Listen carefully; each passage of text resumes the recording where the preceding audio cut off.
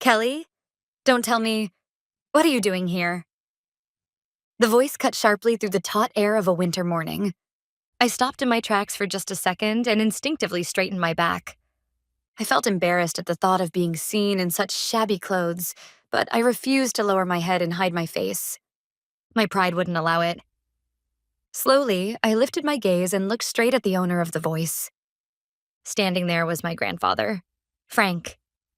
Behind him was a black luxury sedan, and the sight of my grandfather in his perfectly tailored coat formed a cruel contrast with the grimy concrete building behind me. At the entrance hung a sign that read, St. Mary's Transitional Housing for Students. Yes, my billionaire grandfather had just seen me walking out of transitional housing for homeless students. Grandpa. My voice was slightly hoarse from the cold, dry, early morning air, but it came out clearly enough. It's been a while. Suppressing my agitation, I forced myself to greet him calmly. He stared at me from head to toe as if he were seeing something unbelievable. Worn-out jeans, a cheap hoodie layered for warmth, and in my hand, a sports bag containing everything I owned. Why are you coming out of a place like this? Kelly, answer me. His voice was trembling, not with anger, but with deep shock and fear at the reality that his beloved granddaughter was living in student transitional housing. There are reasons, but I'm fine. I'm still going to school and I'm managing somehow. Fine? There's no way this is fine. He raised his voice, and passers-by turned around in surprise. Striding toward me, he grabbed my now thin arm tightly. What happened to the house? The house I gave you. I frowned at the words that burst from his mouth. The house? I didn't understand what he meant. What are you talking about? What house? The house I gave you 6 months ago for your 20th birthday? A furnished 3-bedroom house in the Riverside district. Why aren't you living there? His eyes were bloodshot, his expression desperate. I was confused. A house in the Riverside district? I had never even seen a home in such an upscale neighborhood. Grandpa, calm down. I never received anything like that. The only thing I got for my birthday was a card from Mom. Dad and the others said you were busy traveling overseas and that there wouldn't be a present this year. What did you say? His movements froze. I could feel his agitation rapidly harden into something cold and sharp. It was a face I knew well. The face of Frank, the Iron Man who had once been feared in the business world. You heard nothing? No keys? No deed? Not once. Even when I was practically thrown out of the house, no one ever mentioned anything like that. Slowly, he released my arm and clenched his back teeth as if swallowing something bitter. In the depths of his eyes, flames of rage burned fiercely. I see. Grace and David. He muttered the names in a low, growling voice. Get in the car, Kelly. We need to talk. But I have hospital training this morning. I'll take you. Before that, you need a proper meal and an explanation. There was no room for refusal in his tone. I let out a quiet sigh and nodded. There was no point in putting on a brave front. And somehow I felt that the mystery of this missing house held the key to what had derailed my life. As I climbed into the warm car, the softness of the seat, something I hadn't felt in a long time, nearly snapped the tightly wound thread of tension inside me. Tell me everything. How you've been living these past few months. And what happened to that house? Still staring out the window, I opened my mouth quietly. It's a long story, but if you're willing to listen... And so I began to speak. Sleep was a luxury for me. At the time, my average sleep was 3.5 hours a night. If I managed 4 hours, it felt like a miracle. A holiday. Every morning I woke up from sheer tension before my 4 a.m. alarm ever rang. I'd splash my face with cold water and look at the dark circles reflected in the mirror, whispering to myself, just a little longer, just 2 more years. Along with my nursing studies and clinical training, I was working 2 part-time jobs. From early morning until mid-afternoon, I endured grueling clinical rotations at the university hospital. In a constant state of tension, I ran around checking patients' vital signs, assisting with hygiene care, and writing reports, until my legs felt like they might give out. In the evening, I worked as a waitress at a diner near campus. And from midnight, after the diner closed, I cleaned office floors for a 24-hour cleaning company. That was also my study time. In empty, silent office buildings, I pushed a mop while reciting anatomy and physiology terms under my breath. During my 15-minute breaks, I desperately scanned a vocabulary notebook pulled from my pocket. Kelly, you look awful again. Why don't you take a little time off? The diner manager said it out of concern, but all I could do was shake my head. I'm fine. I have to earn my rent and pay for my textbooks. That was the truth. I had nowhere I could rely on. The only saving grace was that my grandfather Frank paid my university tuition directly. It's worth investing in anyone who truly wants to learn. That was his policy. If it weren't for him, I would have dropped out of college long ago. When I dragged myself back to my parents' house after 2 a.m., exhausted beyond words, the living room lights were always blazing. The TV blared loudly, mixed with bursts of laughter. There, sprawled across the sofa, were my unemployed sister Ashley and her husband Chris, surrounded by empty pizza boxes and beer cans. "Oh, you're home, Kelly. You're late," Ashley said without taking her eyes off the TV. "Hey, could you run to the store and get some ice cream? Vanilla." "I just got back. Go yourself." "Huh? We're tired." "Tired? From lying around the house all day?" My parents were even worse. They took the $500 I paid every month toward household expenses as if it were their natural right. "Kelly, have you paid this month yet? The electricity bill went up, so starting next month, make it $600. "Mom, my part-time wages are already at their limit. Why don't you ask Ashley and Chris to contribute too?" The moment I protested, my mother's face hardened. "Ashley has it hard. She has 2 small children. You're single and carefree, aren't you? We're family. It's only natural to support each other." The word carefree stabbed into my chest like a sharp knife. What part of my life was carefree? Every day felt like walking a tightrope. If I caught a cold and missed work, I risked losing my food money for the following month. Still, I endured it. Someday, once I earned my license and became a registered nurse, I could leave this house and live on my own. That hope alone kept me going. One night, the moment I opened the front door, the rich aroma of roast beef and red wine filled my nose. My stomach growled loudly, against my will. Lunch that day had been nothing more than a single jelly drink gulped down on the move. I was dizzy from hunger and exhaustion, but I knew all too well that this feast wasn't meant for me. When I stepped into the living room, it felt like entering a different kingdom. The dining table was covered with lavish dishes, and my mother Grace, my father David, my sister Ashley, her husband Chris, and their 2 sons were eating cheerfully. "Oh, you're back?" My mother noticed me and paused with her fork midair. In her eyes, I caught a faint trace of annoyance, as if an interruption had arrived. "Welcome home, but I'm sorry. Today is Ashley's recovering from childcare party. We didn't prepare anything for you." Without a word, I took off my shoes and headed for the kitchen refrigerator. There should have been the salad chicken I'd splurged on with my own money after getting paid yesterday. My lunch for tomorrow. But when I opened the fridge, it was gone. "Hey, where's my chicken?" When I turned around, Chris wiped sauce from his mouth with a napkin and said casually, "Oh, that? Sorry about that. I used it as an appetizer earlier. The expiration date was coming up anyway, so I took care of it." Took care of it? That was my lunch for tomorrow. I bought it with my own money. "Don't be so picky, Kelly." Ashley cut in, swirling her wine glass. "It's just a few dollars. Why get so worked up? Chris is under a lot of stress from job hunting right now. If you're family, shouldn't you want to help your brother-in-law get some nutrition?" The last time Chris had gone to a job interview was over 6 months ago. I knew exactly how he spent his days. Online games and sports on TV. My hourly wage is low. Do you have any idea how long I have to work just to afford that chicken? When I raised my voice, my father David slammed his hand on the table. "Kelly, how dare you speak to your sister like that? You're being narrow-minded. This is a good opportunity. Let's talk about money."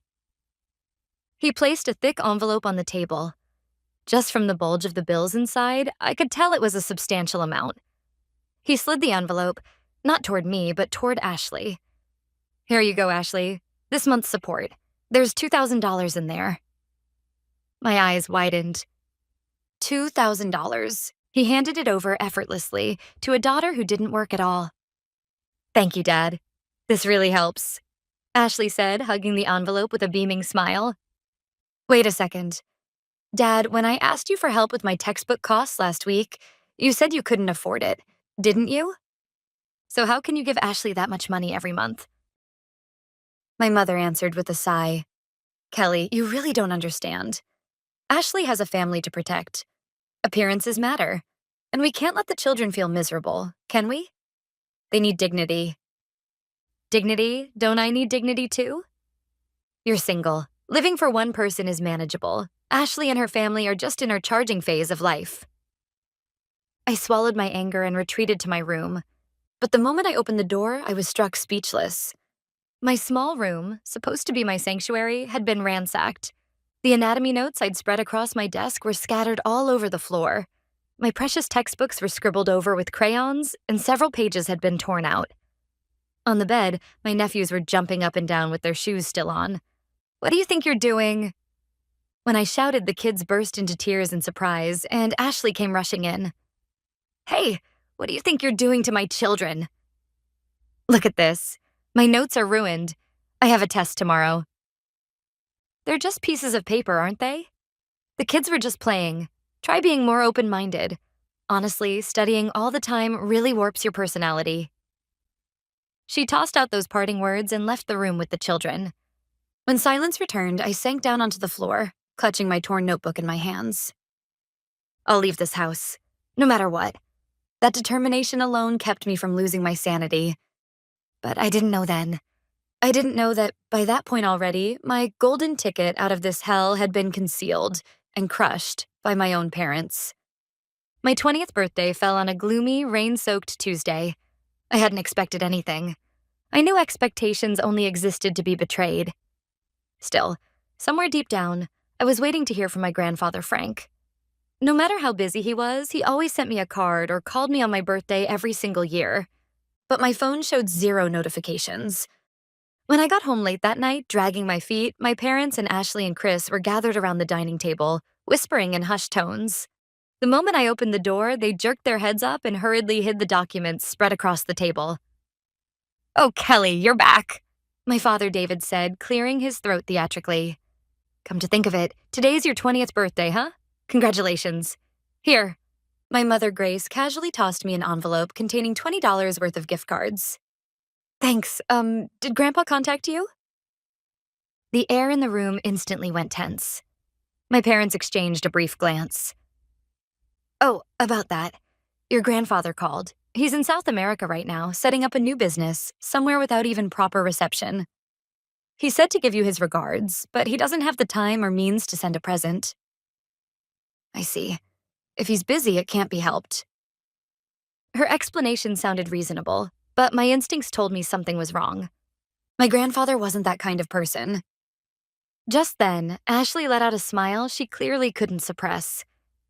In her hand, I caught a glimpse of the edge of a glossy brochure she hadn't managed to hide in time. Hey, Mom, don't you think this island kitchen is amazing? You could cook while keeping an eye on the kids. It really is wonderful. And the living room is so spacious. Looks like it gets great sunlight, too.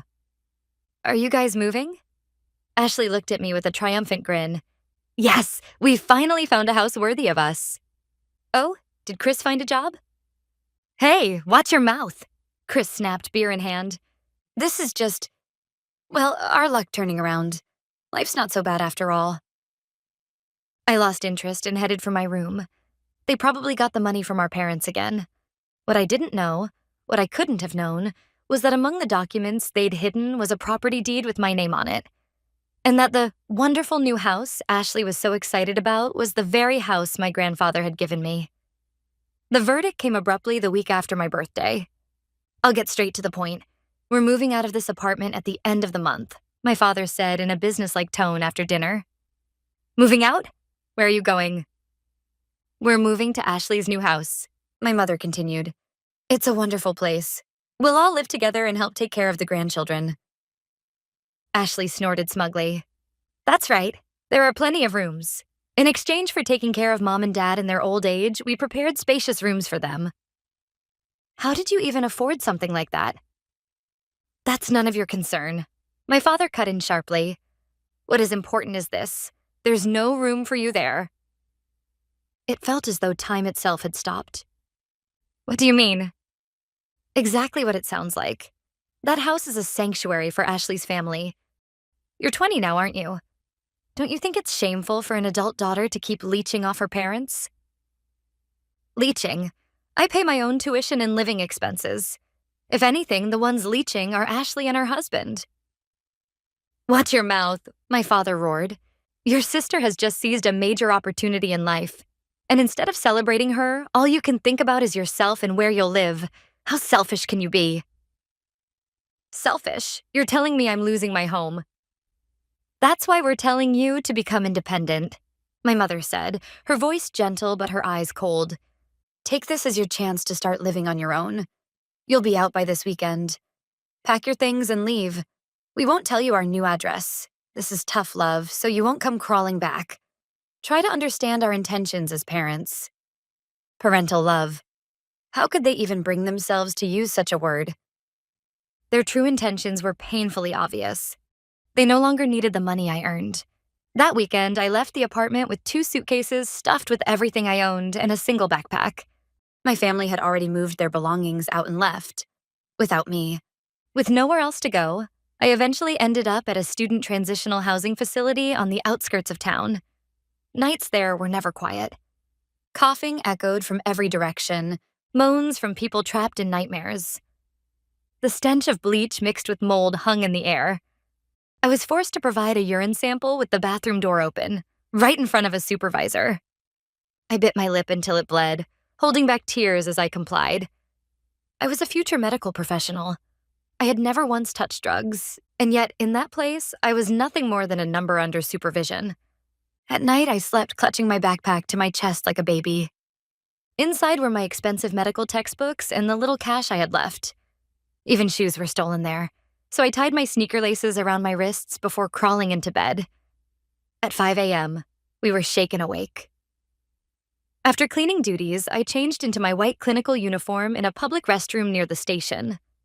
That was where Kelly, the diligent and outstanding nursing student, existed.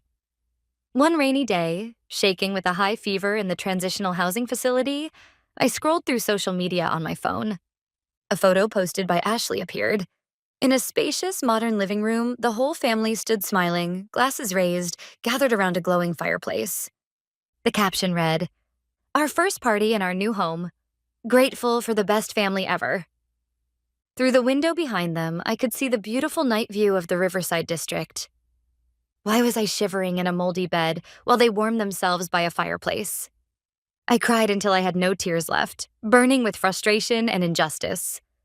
And then, the next morning, as I staggered out of the transitional housing facility, my grandfather Frank's car was waiting right in front of me.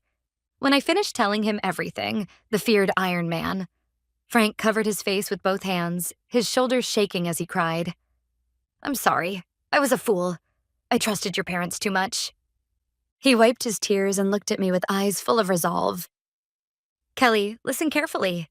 That house Ashley is living in, the one in Riverside, I bought it with my own money and registered it in your name. It is your house." "What?" "The deed and the keys were entrusted to your parents through my lawyer. I told them it was a surprise for you. They stole it, deceived you, and even drove you out." A cold chill ran down my spine. That house, the one Ashley had bragged about as being worthy of them, was mine? That can't be true. It is, and I'll prove it. My grandfather placed me in a luxury hotel suite and made sure I ate properly. While I rested, he called my mother Grace. "Dad, how's the business in South America?" Her syrupy voice came through the speaker. "Going well. By the way, how is Kelly doing? I haven't been able to reach her." "Oh, she's doing great. She's enjoying living on her own in an apartment near her school. She said she wants to focus on her studies, so she asked us not to contact her too much." A lie. They didn't even know where I was. "I see. Actually, it looks like I'll be able to come home this Christmas. I was hoping we could all gather as a family." "Really? That's wonderful. Then you must come to the new house." "Oh, a new house. That sounds delightful. Kelly will be there too, I assume." "Of course. Yes. I'll invite her." Another lie. After ending the call, my grandfather spoke coldly. You heard that, Kelly. They wouldn't care even if you were dead, as long as their lies weren't exposed. He stood and gazed out the window. I've already contacted my lawyers, property records, transfer histories. Everything will be examined. And then, Christmas. He turned back to me and smiled gently. Until then, rest here. And on Christmas, you'll wear the finest dress and return with me to your house. On Christmas Eve night, I wore a deep crimson velvet dress my grandfather had chosen for me. You're beautiful, Kelly. This is who you were always meant to be. We stepped into the waiting limousine and then we headed toward the Riverside district. Soon, the car stopped in front of a grand estate with an imposing gate. There it was, the house I had dreamed of. A beautiful brick exterior, but hanging on the front door was a tasteless wreath that read, "Welcome to the Smith family." Are you ready? Yes, I'm ready. My grandfather rang the doorbell. From inside came my mother's cheerful voice. Coming, it must be the pizza delivery. The door opened. Merry Chris. The smile that had been spread across my mother's face froze instantly. Standing in front of her were the father who was supposedly in South America, and the daughter who was supposed to be missing. Father, and Kelly? This can't be. Why are you here? We were invited, my grandfather said coldly. This is a party at your new house, isn't it? Get in. He brushed past my mother and strode confidently into the entry hall. When we entered the living room, the scene before us was a full-blown feast. The table was covered with more food than anyone could possibly finish. On the sofa, Ashley was spreading out a brand new designer handbag, while Chris puffed leisurely on a cigar. My father, David, was in high spirits, carving the turkey. Hey, Grace, who's at the door? Don't tell me the cake's already. He looked up, knife still in hand, and froze. The air in the room turned vacuum silent in an instant. Well, David, Ashley, Chris, you seem to be enjoying yourselves. In my granddaughter's house. The weight of those words alone seemed to drop the temperature below freezing. Grandpa, you said you weren't coming back until next week. Plans change. My grandfather pointed his cane toward the wedding photo of Ashley and Chris hanging on the wall. Explain this to me. Why are you living in the house I gave to Kelly? And why was Kelly forced to sleep in transitional housing for homeless students? Homeless? My father rasped, staring at me in my dress. What are you talking about? Kelly was living in an apartment. Silence. My grandfather's shout cracked like thunder. I'm not here for excuses. We are settling everything here and now. The police and the lawyers are already on their way. This is not a family meeting. This is a trial. Police? From afar, the sound of sirens began to grow louder. Dad, wait. This is all a misunderstanding. We were going to tell her today. We gave the house to Ashley. She has a family. She deserves it more. My mother screamed, trying to grab my grandfather's arm, but my grandfather slapped her hand away. There is no misunderstanding. What you did to Kelly is a crime. Embezzlement. Forgery of private documents. Fraud. At those words, Ashley, trembling, cut in. But Grandpa, Kelly is single. She can't manage such a big house alone. I have children. Wouldn't it be more reasonable for the whole family to use it? Kelly would understand, right? Right, Kelly? She looked at me desperately, her eyes pleading, please go along with it. I slowly shook my head. No, Ashley. I never agreed to anything. I wasn't even told this house existed. You hid the documents, lied to me, and then threw me out. That was to encourage your independence. My father began, but before he could finish, 3 police officers and a lawyer entered. Mr. Frank Smith, we're here after hearing of your report. No, are you going to arrest us? Ashley screamed. We are not making arrests at this time, the lawyer said calmly. However, this property belongs to Miss Kelly Smith. You have no legal right to reside here. This constitutes unlawful occupation, and you are required to vacate immediately. Immediately? From now? Chris shouted. It's snowing out there. We have kids. Where are we supposed to go? That's none of my concern, my grandfather spat. Did you worry about where Kelly would go when she was trembling alone in the dead of winter, living in transitional housing? Kelly spent 5 months in hell.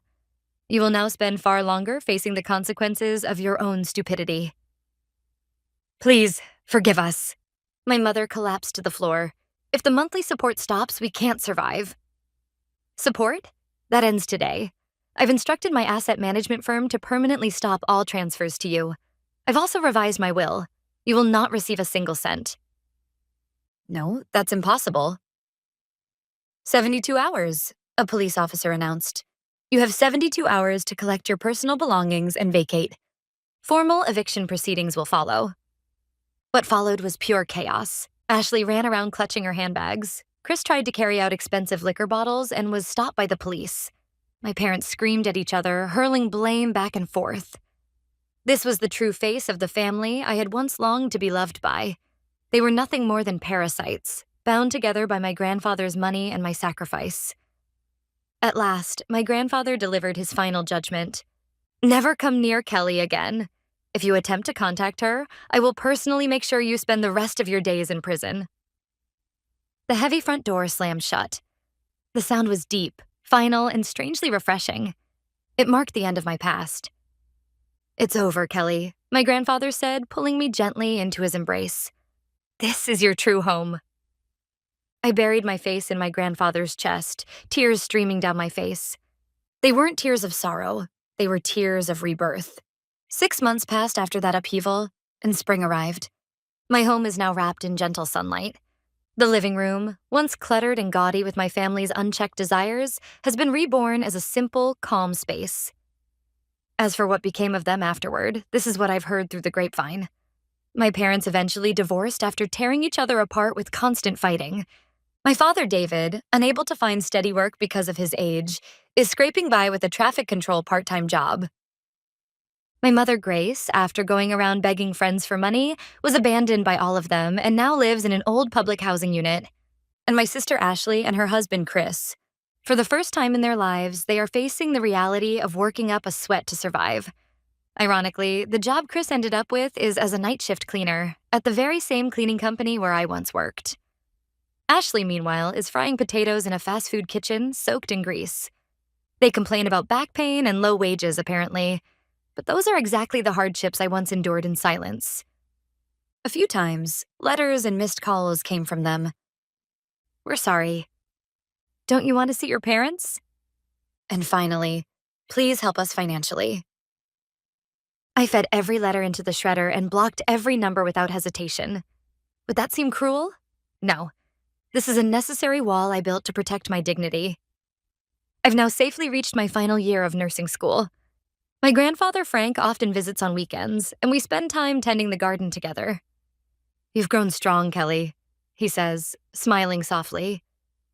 Through this experience, I gained an invaluable lesson. Kindness without boundaries is not a virtue. It's a weakness, an opening for malicious people to exploit. True love does not mean accepting every unreasonable demand.